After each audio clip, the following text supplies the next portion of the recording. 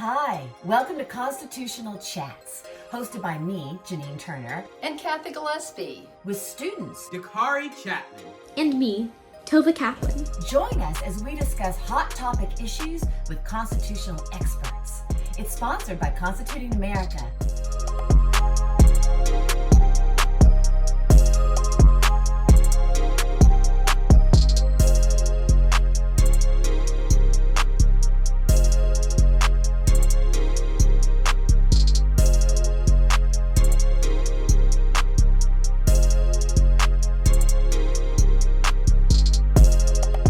Janine Turner, co-founder and co-president of Constituting America. I'm also an actress by trade.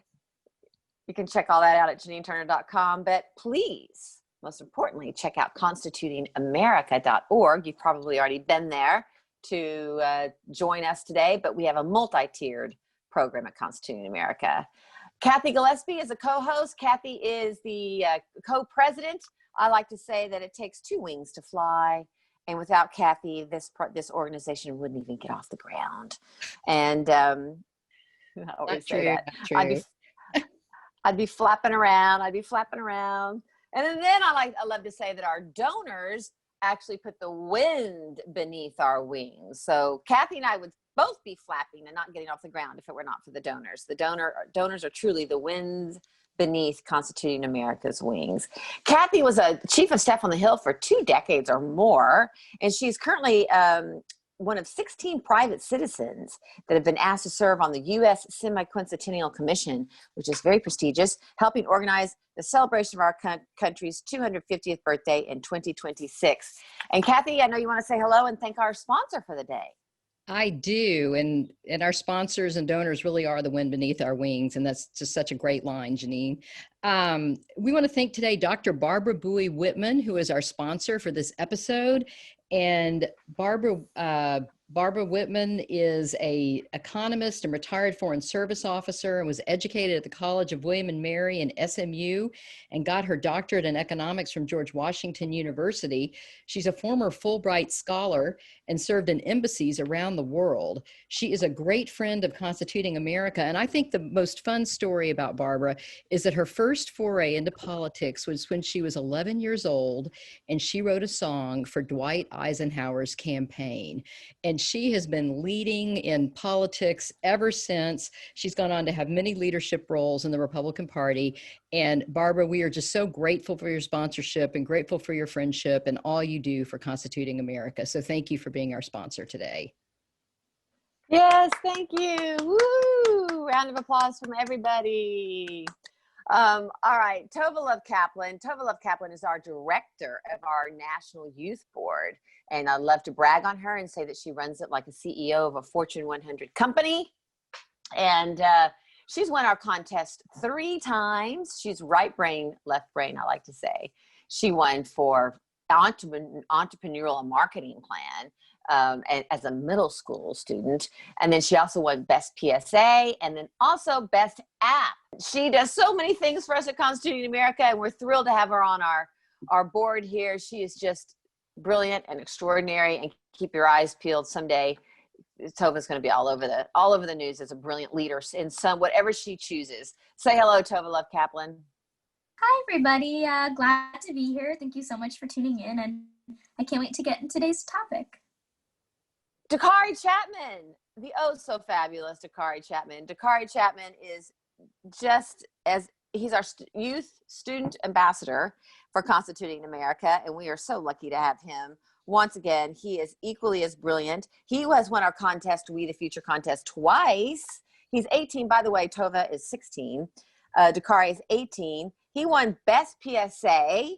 And in a minute, when he starts speaking, look behind him because you will see the billboard that has his face on it for Constituting America all across the country with his slogan. I'll let he can talk to you about his slogan, but he won Best PSA with that slogan in the commercial.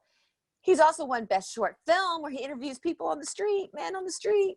He's involved with our National Youth Board. He does many projects for us as well, just like Tova. We're just so thrilled to have a younger generation with us here at Constituting America. And he's an actor. So you probably have seen him on Righteous Gemstones or in Outer Banks. He's always calling me from the set. He's always on the set. He's working. He does want to be a politician someday, but he believes you have to be an actor to be a politician. So that's really true. Say hello, Dakari Chapman. Oh, and by the way, we're going to see Dakari on the stage holding Emmys and Academy Awards and Tonys. I have no doubt. I will be holding Emmys and Oscars and whatever, but Janine's gonna have to be my mom in one of the movies. That's it. We've already planned that. So there you go. Maybe I can present the award to you. Wouldn't that be fun, Dakari? And so glad for you guys to be here. We hope you enjoy. Here's my billboard for everyone to see. Ta-da. It's gorge. They did that. Thanks for setting that up, Cathy and Janine. Y'all are great. And all of our wonderful donors. Thank you so much for all that you do, and we hope you enjoy today, folks. Okay. Well, I want to introduce two more team members, but I want to get to Dr. David Bobb, because our topic today is, we have a series that we started on the Bill of Rights. It's going to run all the way until December. So it's the Bill of Rights and why it matters to you. And today we're doing an overlook of the Bill of Rights, and Dr. David Bobb is our expert, and we're thrilled to have him. Quickly first, Jeanette Kranek is our Director of Operations. Jeanette Kranek, say hello. If you want to book a speech straight into your classroom, Jeanette's going to tell you how to do that. Hi, everyone. Nice to see you, especially welcome to all of our teachers. Teachers, special request, if you're Zooming this to your students, please write a little note in the comments and let us know how many students are viewing this today along with you. And we'd be happy to send constitutions for your students that are viewing. So just go on to our main webpage. Remember, log in to book a speech, and we will get back to you, set something up right away. And never forget, there's never a fee. It's part of our mission. So we're happy to come to your school via Zoom and visit with all of your students. Thanks again. Thank you, Jeanette. Such a treasure. Okay, Lisa Williams. Lisa Williams is our millennial, Tova, Dakare, our Z generation. She is a brilliant editor. She puts all this together. She's director of media. We're going to see you on the stage too. I know it, if that's your goal. I think it is. Hello, Lisa. Say hello, Lisa Williams. Hello. I'll have to get used to being in front of people. This is my maximum exposure at this point in time. Thanks everybody for being here today. If you want to see this or any of the other Constitutional Chats episodes on demand, they are all on our website on an archive, just right on the homepage, as well as you can just search Constitutional Chats anywhere you get your podcasts, Spotify, Apple, YouTube. So thanks for being here. Looking forward to this one. All right, ladies and gentlemen, drum roll, please. Dr. David Bobb, our expert, talking about the purpose and history of our Bill of Rights. So I'm going to talk to you about Dr. David Bobb. I've known Dr. David Bobb for 10 years. I remember the very first conversation when we were launching Constituting America and all that he taught me. He taught me so much, such as that we are a republic. Our government's a republic. So Dr. David Bobb is of the Bill of Rights Institute. Dr. David Bobb is a longtime friend and supporter of Constituting America.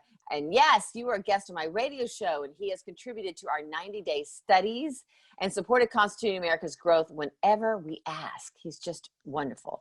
Thank you so much for your support and for joining us today, Dr. David Bobb. Dr. David Bobb joined the Bill of Rights Institute as president in 2013.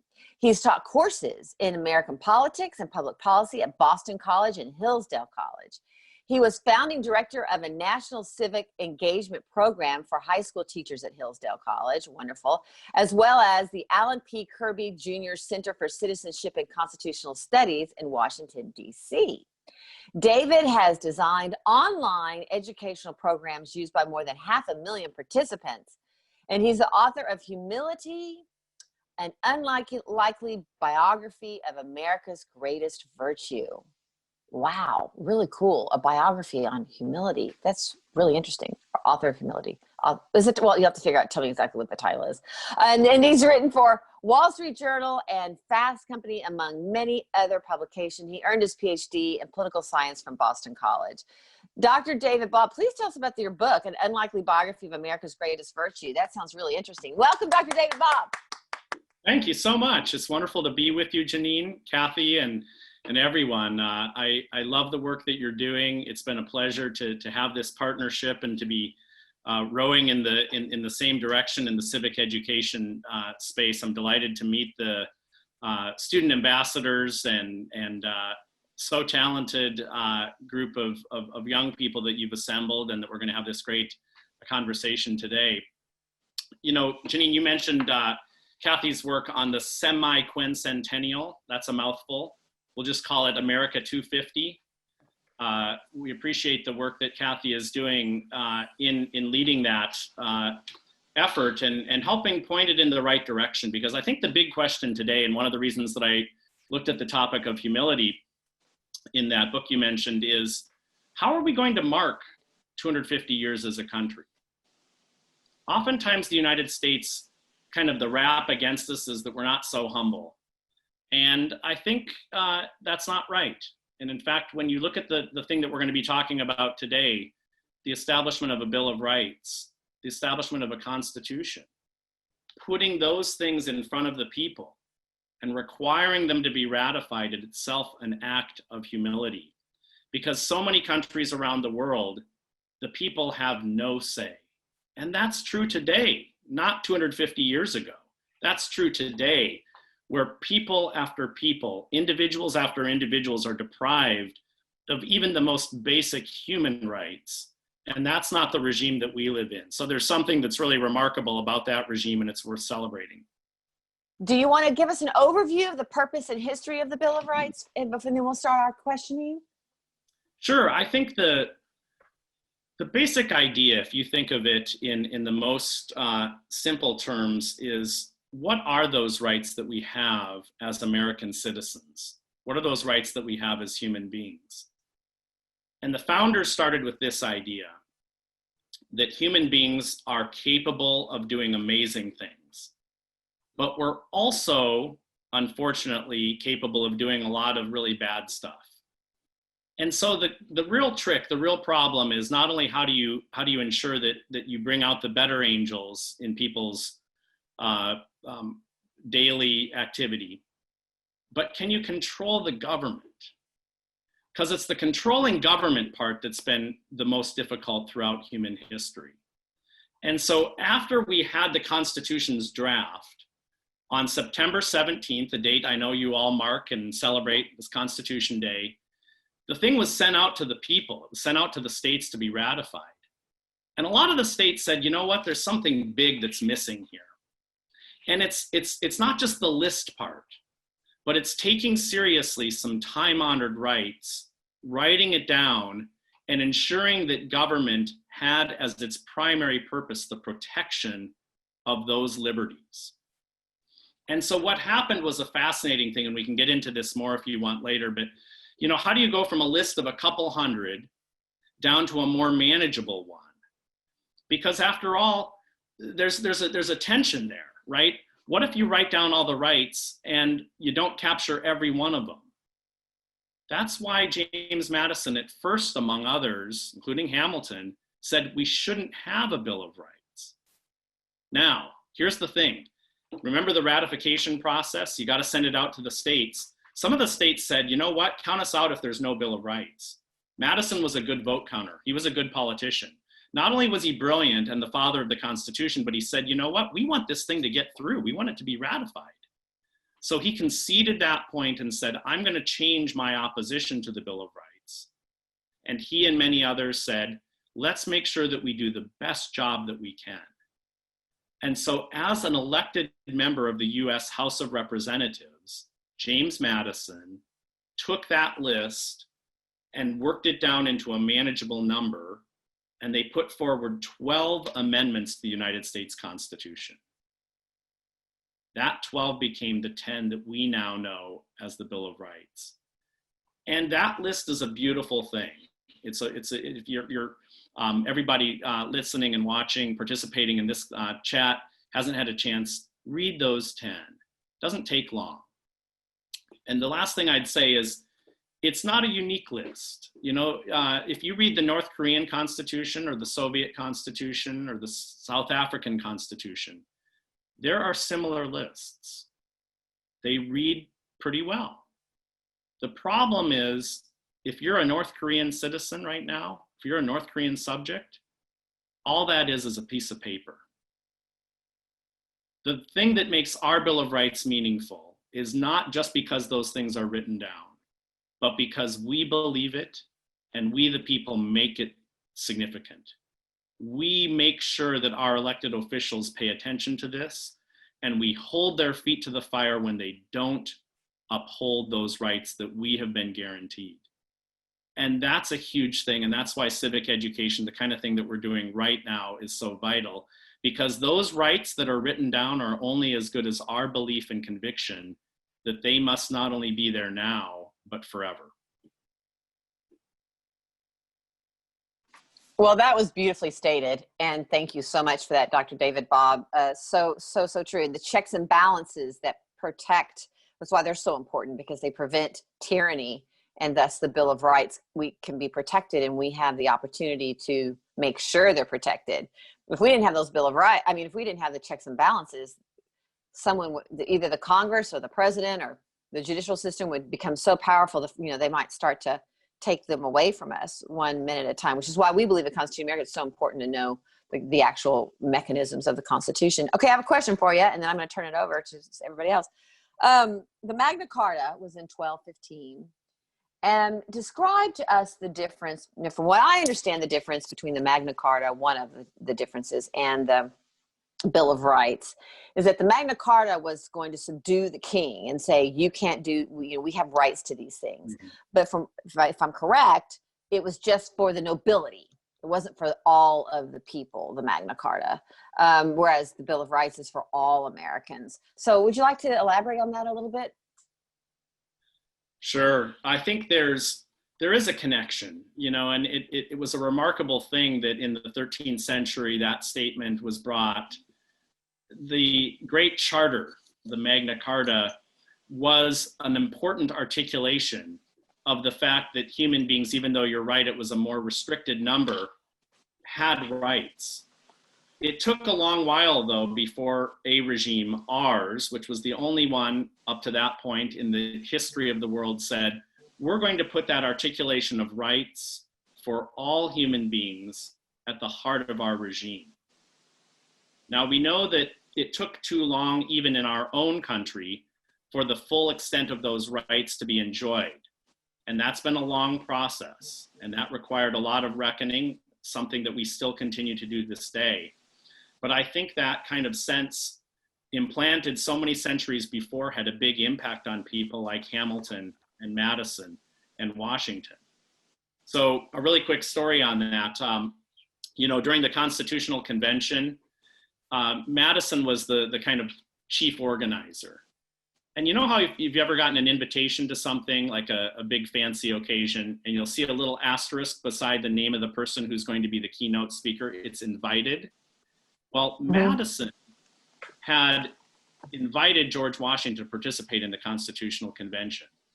But he sent out notices to everybody around the country and said, you know what, George Washington, he'll be there. I can assure you, he'll be there. He didn't know that for sure he was going to be there. So when they do that long, hot summer of 1787 in Philadelphia, it was critical that Washington show up, and he did. And he stuck through all of those debates, and his presence meant a lot to the completion of that event.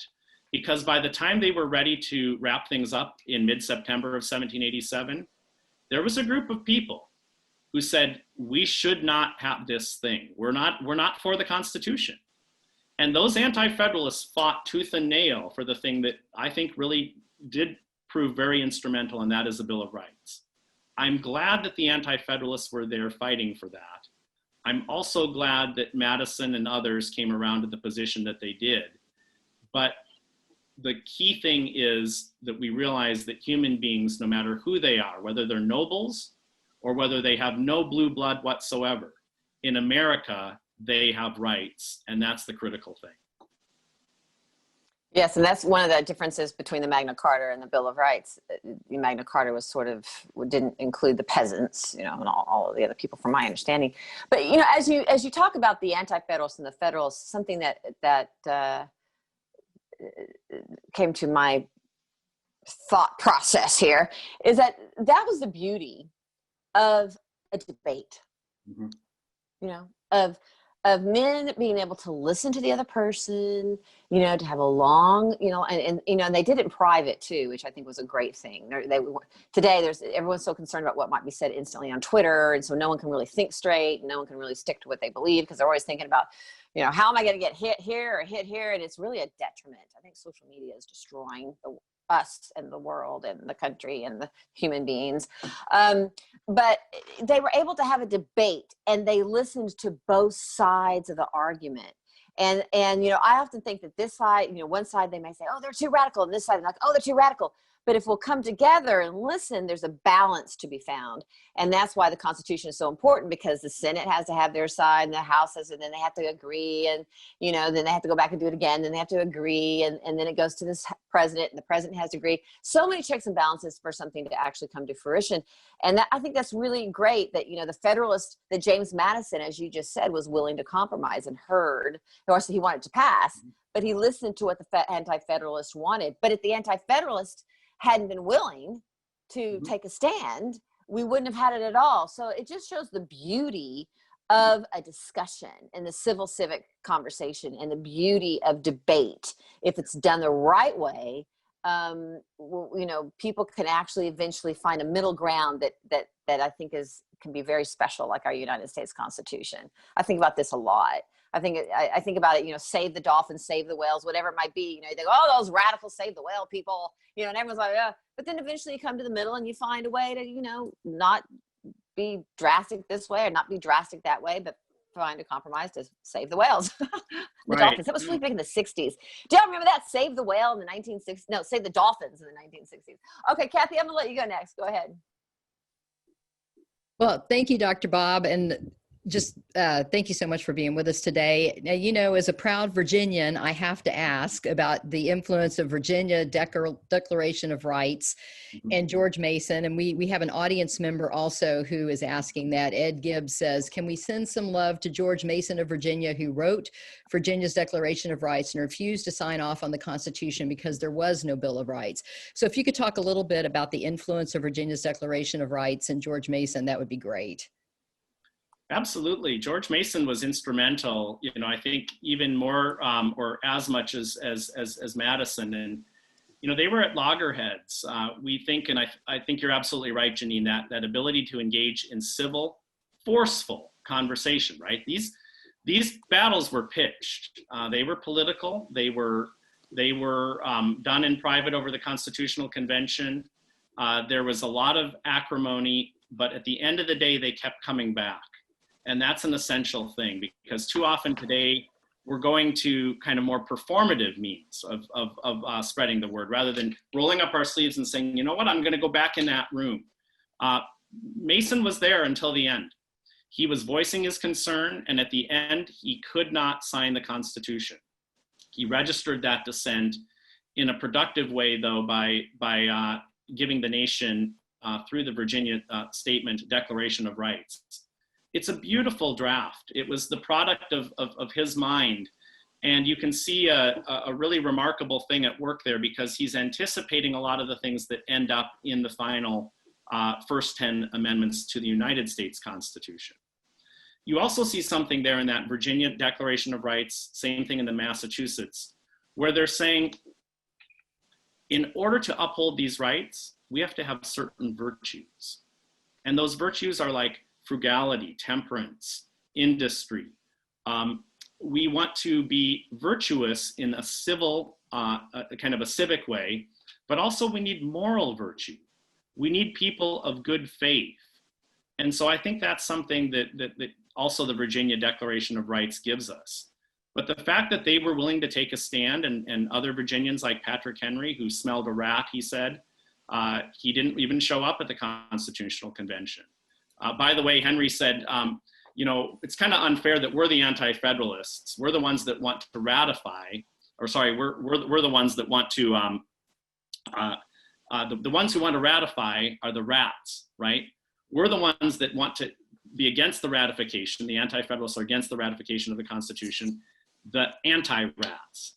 So, you know, these battles were tough. Mason, I think, gets a lot of credit for helping turn around Madison's point of view. North Carolina was essential there. When he counted the votes, as a politician, he said, you know, we're gonna have to put a Bill of Rights in here. Let's make sure it's as good as it can be. And if I could just follow up on that, I understand that you've done a little bit of a study recently on Jefferson and Madison's friendship and how it evolved with the theme of religious liberty. Mm-hmm. And over the next 2 weeks, we're going to be doing the First Amendment. And of course, religion, freedom of religion is one of the rights protected by the First Amendment. Could you talk a little bit about Madison and Jefferson's friendship over the issue of religious liberty? Yes, absolutely. So a 20-year-old James Madison, having graduated early from Princeton, what's now called Princeton, went back and he lived with his parents and his whole bunch of siblings, about a dozen. His job was to tutor them. He wasn't wild about having to move back home. He wanted more adventure. But he looked over at the neighboring counties. So Madison is in Orange County, and not too far from Charlottesville now. And he looked out at Culpeper County nearby and he said, there's some Baptist people, he didn't happen to be of that religious persuasion, and they're being persecuted. Sometimes they're even thrown in jail. Occasionally they were beaten. And young James Madison said, this is a travesty. This is a wrong. This is a violation of their rights, and it's a violation of the rights of human beings. And I think what stirred in his heart was kind of finding a purpose. He wanted to do something in life that was bigger than just himself. And he wanted to stand in the gap for people like that. And I think at the end of the day, that's what forged a friendship with Thomas Jefferson. 8 years his elder, Jefferson proposed a bill that drew a lot of derision. You know, Patrick Henry thought the established religion in Virginia ought to be increased, that there ought to be more taxpayer funds spent on behalf of the Anglican establishment. And Jefferson and Madison thought that was nuts. And they said, no way, we want to pull that establishment down because it'll be good for religion and it will be good for the Commonwealth of Virginia. And ultimately it will be better for all Americans if we don't have these state churches or a national church. That doesn't mean that they said religion and politics have nothing to do with one another. That was not their argument. But their argument was we need to recognize the proper role of the church and the proper role of the state. And so they forged a strong battlefront, and for the next 7 years fought to make what Bill number 82 come into being as the bill establishing, the law establishing religious freedom. And that's another thing that everyone watching today should read because it's really beautiful. And what it says is, God has created our minds free. And because of that, the state should not come in and tell us what to believe and how or if we should worship God. That's what the First Amendment came into being. And it was that friendship that set us on a path in which we could have that First Amendment that would codify a proper understanding of the relationship between church and state. Notice that I didn't say that it would separate them as if they never had anything to do with one another. But there is a proper separation. I think that was born out of that rich friendship and collaboration between Madison and Jefferson. You know, it would be really good, I think, for the students that are listening today to understand, because this is why history is so important. We're looking at things through our eyes today, but what was happening then? 200 and some odd years ago. So then you have perspective about why they made the decisions. Mm-hmm. So I think it'd be interesting to sort of just clarify a little bit that not every colony in America or state in America, but when they were founded, many of them had a specific religion in that state. So let's say Virginia was Anglican. I think Maryland was Catholic, it was Catholicism. But in England, in Virginia, then they had to pay a tax, a church tax, and correct me if I'm wrong, and that money would go toward to support the Anglican church. So the official religion of Virginia was the Anglican church. So the Baptists were being, I suppose, persecuted because they weren't Anglican. And I think that Thomas Jefferson and James Madison felt that, wait, we've fought a war over this. You know, we left, you know, the Quakers and the Huguenots and all the people that came over to America because we wanted to be able to have we wanted religion, but we wanted to have freedom with what we did. And the states were emulating England, you know, or Europe, what they had left. So I think that that's why Madison and Jefferson said, wait a minute, you know, you have the right to be whatever religion you want to be, and you shouldn't have to pay a tax toward an Anglican church if you're not Anglican, if you're Baptist or whatever you may be, so, or, you know, even of the Hebrew religion or whatever your religion may be. I think that they wanted that freedom, but it's really interesting for everyone to understand that there were established churches in the States. Did I say that correctly, Dr. David Bobb? You absolutely did, you know, and it was something that divided some early Americans, right? Because Patrick Henry, for example, like I mentioned, wanted to see that establishment and the strength of the establishment increased. It's hard for us to imagine, well, why would he want that? Well, he thought that religion would have a very good moral impact on people. And Jefferson and Madison didn't quarrel with that, but they thought that it was not prudential and it wasn't a principled thing to tax people to support a religion that wasn't your own, and certainly not to throw them in jail for not supporting the established religion. And so what they said in their battle was, let's not do that kind of a taxation. Let's not have an official church in Virginia. That doesn't mean that sometimes, like it's come to be interpreted today, that there would be no interaction between people of faith and politics, right? Nothing like that. It wasn't saying that religion and politics never have anything to do with one another. What it does say is that we shouldn't have an official church at the state level. And then the national, the First Amendment, right? Congress shall make no law respecting an establishment of religion. Okay, so it's saying it's not up to Congress to determine whether a state should have an established church or not. That's a state decision. Right? So that was a Federalist concern. But our national Constitution was very clear. There shall be no spiritual role for the president, right? Even today, the monarch of England is the head of the Church of England, right? There's an official church in many European countries still today. And look at how flourishing, how healthy those churches are. Not very healthy. So the concern of the founders and of the framers and those who made the First Amendment was very similar in that they all shared a desire that people be able to practice their religion in the way that they saw fit, so long as it conduced to the upholding of individual liberty and the common good. Yeah, and in the days of Europe before America was founded, the bishops and or whoever it may be, whether it was Catholic or sometimes there were Anglican bishops and Catholic bishops, they had a huge influence into the ear of they were yeah. You know, as you just said, some were the head. The king was the head of the church, especially after Henry VIII. Okay, Tova, your turn. All right, so thank you. This has been so interesting. I was curious about learning more about the narrowing down process, because obviously this is a huge responsibility to, you know, what are the fundamental rights that we as human beings are entitled to? And, you know, as you mentioned, there are hundreds, thousands of different interpretations. So how did they get that down to 12? And then could you elaborate on why 2 of them were cut, and just like talk us through that process? Sure. So the hundreds amounted to, there was quite a bit of overlap. So Madison was a guy that was incredibly careful. He was a details guy. You know, in the Constitutional Convention, he was the one taking the best notes, even though he wasn't the formal secretary. So we rely on Madison's notes even more than we do the official version. He was very careful at night. He would go back and kind of retool his notes. He'd be ready to speak a lot.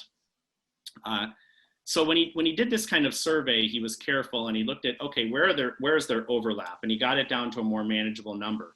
Then he recognized that you had to have a political project, right? Any of you that have done committee work, you know that if you come in with a list of 53 things, that's going to be really hard to manage, right? What about 20? Well, 20 is still a lot. And that's what they kind of got it down to, roughly in that ballpark. And then they started looking at, okay, do we want to have this list spread throughout the Constitution, or do we want to have it at the end? Do we want to insert them in kind of running alongside the text that already had been created, or would we put them at the end as a kind of list? Remember, Madison is still a little conflicted here because he originally worried about that list because he said, well, if we start writing down rights, what if we don't put one down? Does that mean that the people don't have it? He wanted to get away from the mentality that we're in today, which is you have a right to anything under the sun, right? Think of it. I mean, a lot of people, regardless of political persuasion today, think that you have the right to a job.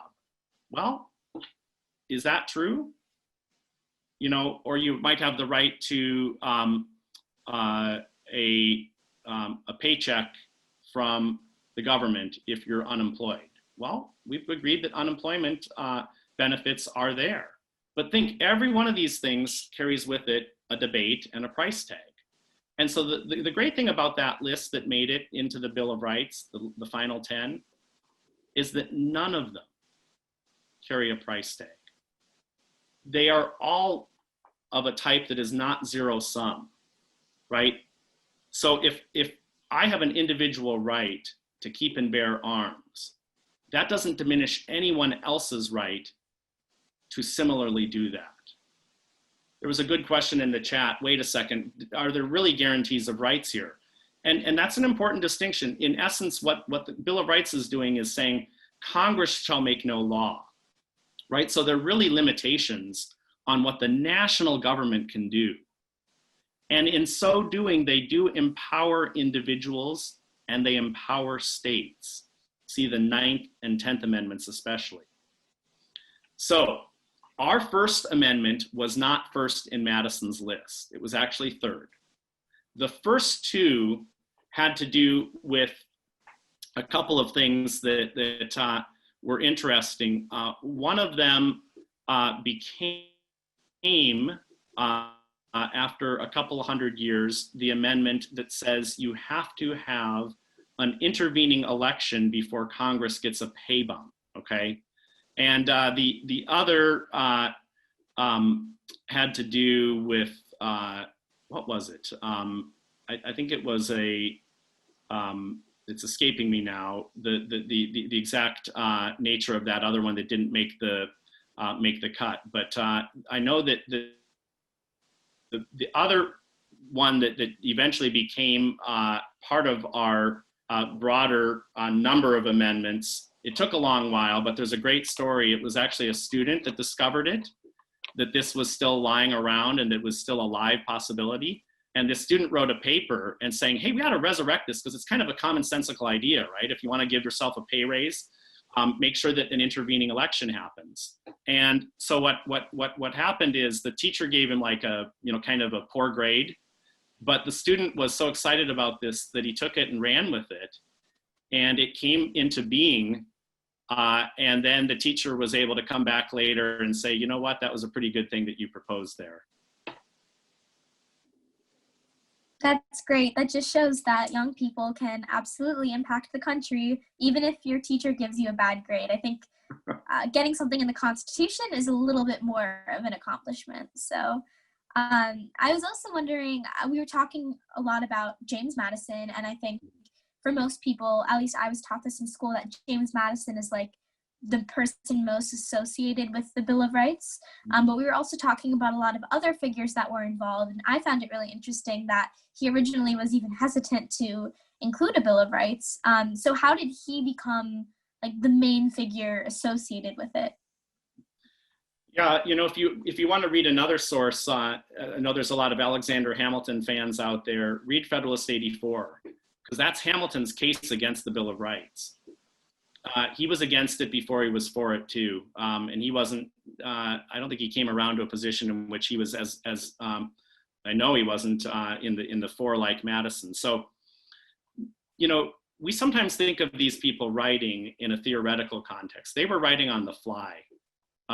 Take those Federalist Papers, you churn out an op-ed every couple of days. You're always in the heat of dispute, debate. Madison was a good politician. He had his ear to the ground. He knew that if they went out to the states, because remember, September 17th was a big important day, but that was just the beginning of a big fight, because the states had to ratify the Constitution. And so by coming out in favor of the Bill of Rights, what Madison was able to say is, if you vote for it, I will push for the inclusion of a Bill of Rights.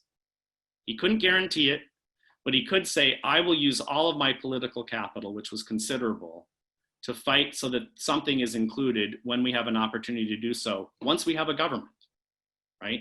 So think of it, you have to get the Constitution through and ratified, and then you go into that first Congress, and you have yet another political battle, and that's where Madison, Congressman James Madison from Virginia, is leading the charge. And I think he knew in large measure that if he wasn't front and center in that, it was going to be really hard to push that through. And he did so, and the Bill of Rights, what we came to be, they didn't think of it as the Bill of Rights at the time, but a Bill of Rights. That was adopted in the first Congress and then became part of our Constitution. The way that the amendments have been interpreted today, is there any, has it been interpreted differently for any of the amendments than what was originally intended? Or do you think the founding fathers would see their ideas being put into practice today? Great question. You know, there is so much litigation around each of these, really with the exception of the Third Amendment. And I know in the great series that you're starting out now between this chat and Bill of Rights Day, December 15th, you'll be taking up a lot of those controversies. I'll point to one, and I think this points to the debate about how do we interpret these things and build off of what we just talked about, religious liberty.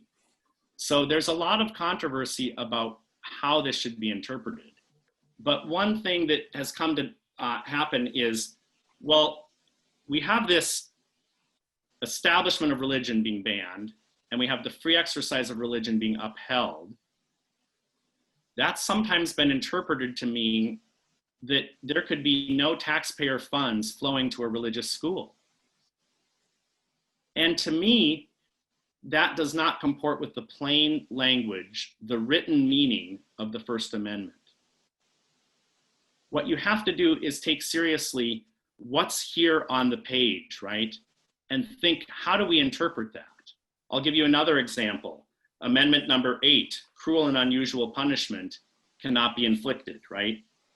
Well, in some cases, the Supreme Court of the United States and state Supreme Courts have ruled that the death penalty itself would be cruel and unusual punishment. Well, wherever you stand on that debate, it's hard to interpret this amendment as ruling out the death penalty in and of itself, okay? So I think the key thing here is that as you enter in and really study these things, that first you read the Constitution, because the main point, and I'll stop with this point, the Constitution itself is the main Bill of Rights. What do I mean by that? The structure, some of those things that Janine was talking about at the top of the program, the structure itself is the main reason why our rights are protected. The separation of powers, federalism, the fact that it's a written document, the fact that we believe it, right? The structural integrity of that thing is so important that you can't just start taking out bits and pieces willy-nilly and saying, oh, you know what, I'm going to interpret it in light of kind of contemporary standards, or kind of interpret it if I can get 50% plus 1 to be against, you know, say the Electoral College. Let's undo the Electoral College. The Bill of Rights is only as powerful as the integrity of the Constitution itself. And that's, I think, where all parties at the time of the founding did agree. That was Hamilton's point in Federalist 84. And that's something that I think is really important for us to remember today. That's really well said, Dr. Bobb, about that if we lose the Constitution, we will lose the Bill of Rights. It's, you know, fundamental that's the keeper, that's the gatekeeper. Cathy, do you have a question? Yes, we have another audience member who has asked, did the Bill of Rights, Michael Takic asked this, did the Bill of Rights give us any rights, or is it 10 restrictions on government to protect our unalienable rights? And I thought that was a great question, just as an overview of the Bill of Rights, because obviously some of the rights are unalienable rights. Are they all unalienable rights, or would you say it gave us some rights as well?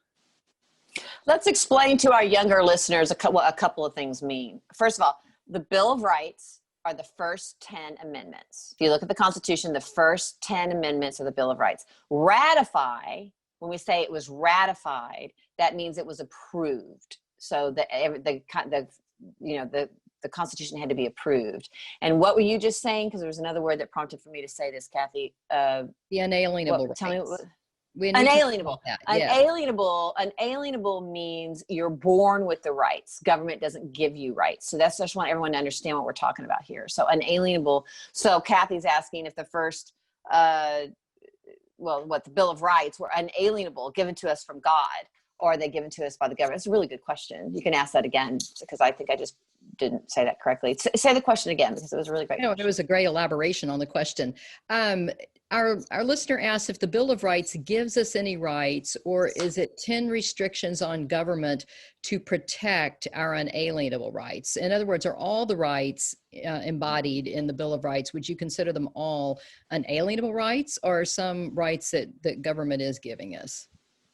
Yeah, this is an incredibly important distinction. Before I answer that, I want to address one quick thing. So the other thing that I just recalled is that the very first amendment, remember that list of 12? Tova, we were talking about that. How did it become 10? The first one was just about a formula for representation in the House of Representatives. So that ultimately did not pass. So that's how 12 became 10. In response to this item, I think, the government is not in the business of granting rights. The government is in the business of protecting them. That's that idea of inalienable, that we have them in an inherent way. So the right, for example, to have freedom of religion, freedom of conscience, is not something that the government creates. The government is recognizing that that is created by the nature of who we are as human beings, by the laws of nature and of nature's God in the language of the Declaration. So the sovereign of the universe is granting to human beings rights, and then government's job is to protect those rights. So I think this point is fundamental, because if you think of like the North Korean version of the Bill of Rights, they're saying, the government gives you those things, and we'll take them away when we want to. In that sense, the listener is absolutely correct in saying that these really are restrictions on states, and really, let me say that again, they're restrictions on the national government. And the restrictions are on the national government to say, these are areas in which you are not to interfere, and you are not to trammel on the rights of individuals. So for example, the Fifth Amendment, you can't be deprived of life, liberty, or property without due process. Well, you have that as an individual right, but what the Fifth Amendment is saying is that the national government cannot deprive you of that right.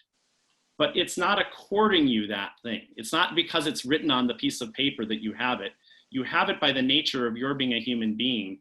And this is stating something so that the whole world, all of the United States government at the time, all of the people could understand it, and today, that you have that right. I hope that makes sense. Does that address the question, Kathy? Yes, it does. Thank you. And it'd be interesting to walk through, and this is an overview of the first 12. Could you just summarize, because I know some of them are paragraphs, summarize the first 10 amendments for us? The First Amendment, freedom of religion, we've been talking about that. Sometimes these are divided into two, with the Establishment Clause and the Free Exercise Clause. They really should be read as one, and the freedom of religion. Then you have the freedom of speech, freedom of the press, the right to peaceably assemble, to petition the government for a redress of grievances. So the First Amendment really has 5 components. all of which are important and all speak to rights that are held by the nature of what it means to be a human being. In other words, they are inalienable human or natural rights. The second one ties into the right to defend oneself. So it's the right to protect your life. It's also the right to protect yourself from the intrusions of tyrannical government. And that was the reason that the Second Amendment exists. It's not about hunting. It's not about anything except the fact that individuals must have the right to protect themselves against an overzealous government. And that's why the individual right to bear an arms, to keep and bear arms shall not be infringed. That was the simple statement of the Second Amendment, which of course has drawn a lot of controversy over the years, and a couple of recent Supreme Court decisions that have codified for the first time from the Supreme Court's vantage point that it's an individual right. The Third Amendment is the one that has the least amount of attention, but in the Revolutionary era, it was a big deal. If you were a Bostonian and the troops came knocking at your door and said, by the way, we'd like your house, get out of here, the right to not have troops quartered in your home was a pretty big deal. And it's something that sometimes we wonder, well, why even put that in there? Does it have any relevance today?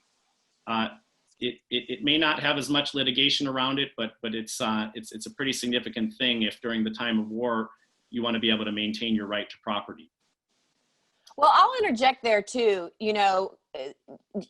Billions of people are living under this kind of tyranny where the government comes in and says that, you don't have a right to, like with communist China, you don't have a right to live in your house alone.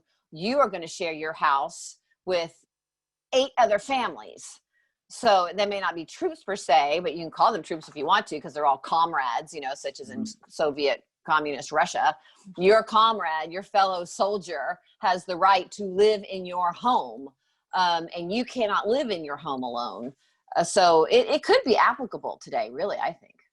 Oh, it's totally important, as is Amendment number 4, which is the right to be free from search and seizure, to be in possession of your property. This one has all kinds of current events that are tied into it. I know you'll be having a discussion of it, but lots of things tie into this, and lots of things that relate to the lives of students. For example, is the data in your cell phone something that your school could have a look at? What about things that are in possession that you have otherwise? What can be searched, what can be seized, and what of your personal property, what right does the government have to go through that? Amendment 5 is really important for those who are accused of crimes. One of the things that kept coming up over and over again during the Revolutionary period is that people would be held for crimes and not know what crimes they had been charged with. And so you want to be able to know and understand the rights that are brought to you, the right to trial by jury, and the right to not have your private property be taken without compensation. That's a big one. And that so-called right to eminent domain has caused a lot of disputes over the years. What if your trial runs for a couple of years and they just try to run the clock out on you?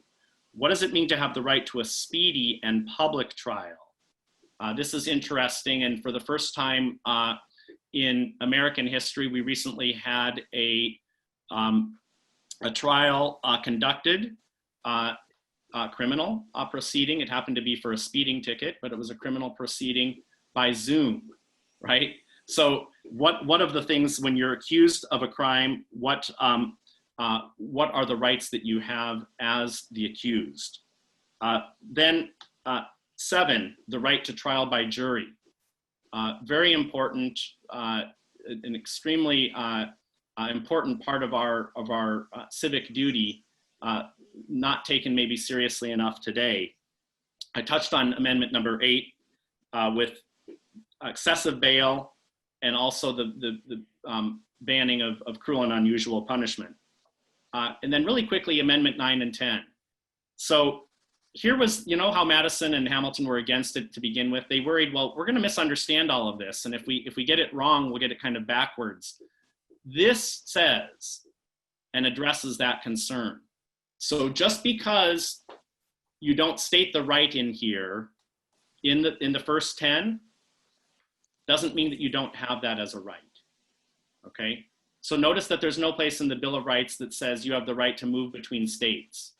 Well, you do have the right. We just didn't codify it within the Bill of Rights. Then number 10 is a protection of federalism. It's kind of like a wrap up. It's saying the powers not delegated to the United States by the Constitution are reserved to the states. So the main thing to know is that the states were the main agents of enforcement, not the United States national government. They wanted the purview of the national government to be limited. And you needed strong government to enforce and to uphold the rights, but that was not going to mainly happen at the national government. It was mainly going to be happening at the state level. That changed with the doctrine of incorporation. That I'm sure will be part of your story. I won't get into that now, but that's kind of a quick overview of the first 10 amendments.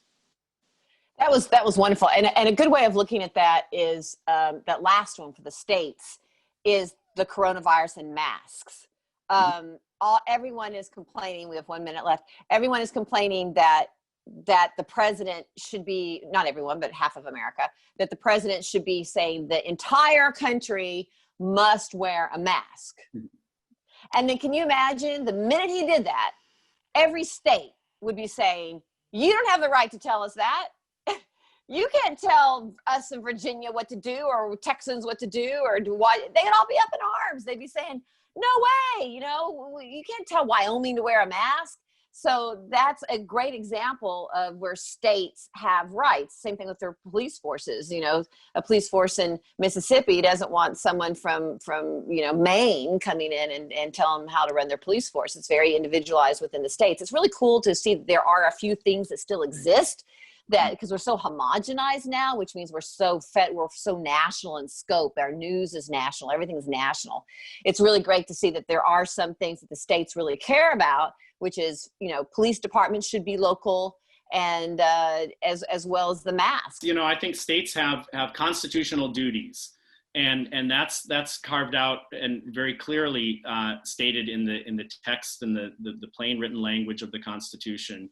And that notion of federalism has been changed dramatically. And I think that's part of the story that you'll be undoubtedly getting into, just what the changes have meant and what that means today, because it matters a whole lot to individual human beings, wherever, in whatever state you might live, as to who's doing the enforcement and the upholding of these protections. Mm-hmm. Well, Dr. David Bobb, we could just talk for hours, but you did a beautiful job today teaching us about the Bill of Rights. Thank you so much. Just as eloquent and elegant as elegant and eloquent. It was really, really wonderful. My pleasure. Thank you. We now know why you're such a wonderful president of the Bill of Rights Institute. My pleasure to be with you, and have a great time with this exploration.